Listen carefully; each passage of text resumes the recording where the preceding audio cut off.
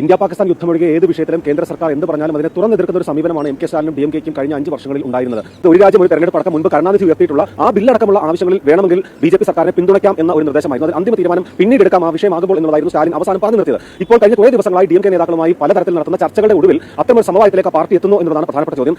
വിജയും കോൺഗ്രസും പാർലമെന്റിൽ വരെ സഖ്യം പ്രഖ്യാപിച്ച സാഹചര്യത്തിൽ 2029 ഇനി എന്ത് നിലപാട് സ്വീകരിക്കണമെന്നുള്ള കാര്യത്തിൽ പാർട്ടിയിൽ ഭിന്നതയും. നാം ഇത് എന്തൊക്കെയാണ് ഈ കേൾക്കുന്നത്? BJP-യെ അല്ലെങ്കിൽ നരേന്ദ്രമോദി BJP എടുക്കുന്ന തീരുമാനങ്ങളെ അന്ധമായി എതിർത്തുകൊണ്ടിരുന്ന DMK-ക്കും സ്റ്റാലിനുമൊക്കെ ഇപ്പോൾ എന്തു പറ്റി? BJP പാളയത്തിലേക്കോ ആര് DMK എന്നുള്ള മട്ടിലേക്ക് കാര്യങ്ങൾ മാറുന്നു.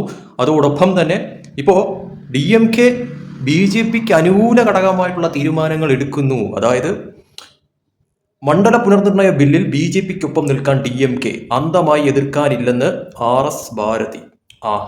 DMK BJP പാളയത്തിൽ എത്തുമോ എന്നുള്ള ചോദ്യങ്ങളൊക്കെ ഉയർന്നു തുടങ്ങിയപ്പോൾ അപ്പോൾ ഒരു കാര്യം വ്യക്തമാണ്, അന്ധമായിട്ട് BJP എതിർത്തുകൊണ്ടിരുന്ന ഒരു പാർട്ടിയാണ് ഈ പറയുന്ന DMK എന്ന് പറയുന്ന പാർട്ടി. ഇപ്പോഴത്തെ അവസ്ഥ എന്താണെന്ന് കണ്ടല്ലോ. അതായത് അവർ BJP-യെ അനുകൂലിക്കാൻ തുടങ്ങിയിരിക്കുന്നു. അതായത് പച്ചക്കൊടി തെളിഞ്ഞിരിക്കുന്നു എന്നതിൻ്റെ ഏറ്റവും വലിയ സൂചനയാണ് ഇപ്പോൾ ഇതെന്ന് പറയുന്നത്. അതായത് അവരെ കോൺഗ്രസ് ചതിച്ചു.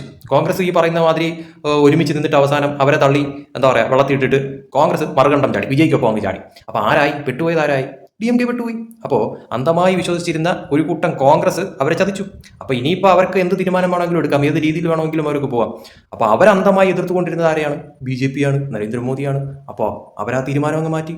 ഇപ്പോൾ BJP-യെ അനുകൂലിക്കാൻ പാകത്തിന് കാര്യങ്ങൾ മാറി. ഇവിടെ പെട്ടതാരാണ്? ഇപ്പോൾ കോൺഗ്രസ് ആണ് പെട്ടുപോയത്. ഇപ്പോൾ ശരിക്കും പറഞ്ഞാൽ കൊള്ളാം. അങ്ങോട്ട് കൊടുത്ത പണിക്ക് മറുപണി എന്തായാലും സ്റ്റാലിൻ്റെ ഭാഗത്ത് നിന്ന് ഇപ്പോൾ സംഭവിച്ചിരിക്കുന്നു എന്നുള്ളത് യാഥാർത്ഥ്യമാണ്. എനിക്കിത് മുന്നേ അറിയാമായിരുന്നു. അതായത് സ്റ്റാലിൻ തമിഴ്നാട്ടിൽ തോറ്റ നിമിഷം മുതൽ അറിയായിരുന്നു. സ്റ്റാലിനെ അല്ലെങ്കിൽ ഈ പറയുന്ന രീതി DMK-ക്ക് ഇനി ഒരു നിലനിൽപ്പ് എന്ന് പറയുന്നത് ഒറ്റയ്ക്ക് പോയി കഴിഞ്ഞാൽ സാധ്യമാവത്തില്ല എന്നുള്ളത് ഉറപ്പാണ്. അത്രത്തോളം ഒരു പിന്തുണ വലിയ ഒരു പാർട്ടിയുടെ, അതായത് ഈ പറയുന്ന രീതിയിൽ ദേശീയ തലത്തിൽ തന്നെ BJP-യുടെയൊക്കെ തന്നെ ഒരു പിന്തുണ ഉണ്ടെങ്കിൽ മാത്രമേ സ്റ്റാലിൻ്റെ പാർട്ടിക്ക് ഇനി അങ്ങോട്ട് പോകുമ്പോഴത്തേക്ക് ഒരു ആയുസുള്ളൂ എന്നുള്ളതാണ് യാഥാർത്ഥ്യമായിട്ടുള്ളൊരു കാര്യം. അല്ലെങ്കിൽ പോകെ അണ്ണാ DMK-ക്ക് എന്താണോ സംഭവിച്ചത് അതേപോലെ തന്നെയാണ് DMK-ക്കും ഇനിയിപ്പോൾ അങ്ങോട്ട് സംഭവിക്കാനായിട്ട് കിടക്കുന്നത് എന്നുള്ളതാണ് യാഥാർത്ഥ്യം എന്ന് പറയുന്നത്. അതുകൊണ്ട് അവർക്ക് പിടിച്ചു നിൽക്കണമെന്നുണ്ടെങ്കിൽ BJP-യുടെ ഒരു സപ്പോർട്ട് അവർക്കുണ്ടായേ തീരത്തുള്ളൂ എന്നുള്ളതാണ് യാഥാർത്ഥ്യം എന്ന് പറയുന്നത്. അപ്പോൾ ഇത് കാര്യങ്ങളുടെ ഒരു കിടപ്പുവശം വെച്ച് നോക്കുമ്പോഴത്തേക്കും ആ ഒരു തരത്തിലേക്ക് തന്നെയാണ് കാര്യങ്ങളൊക്കെ എന്ന് പറയുന്നത്.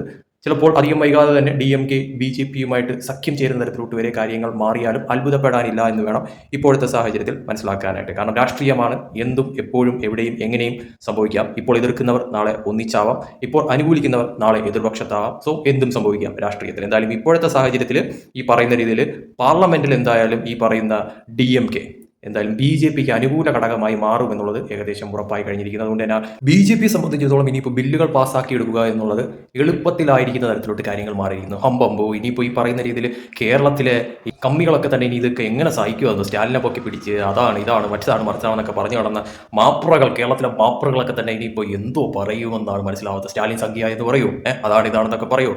എന്തായാലും കൊള്ളാടെ, കോൺഗ്രസ് അങ്ങോട്ടിട്ട് ഒരു പണി കൊടുത്തു, സ്റ്റാലിൻ തിരിച്ച് ഇങ്ങോട്ടിട്ട് മറുപണി കൊടുത്തു എന്നുള്ളത് യാഥാർത്ഥ്യം. ഇതിൽ മെച്ചമുണ്ടായതാർക്കാണ്? BJP-ക്ക് തന്നെയാണ് മെച്ചമുണ്ടായതെന്ന കാര്യത്തിൽ സംശയമില്ല. എന്തായാലും നമുക്ക് വഴിയെ കാണാം ഇത് എങ്ങോട്ട് പോകും, എവിടം വരെ എത്തുമെന്നൊക്കെ.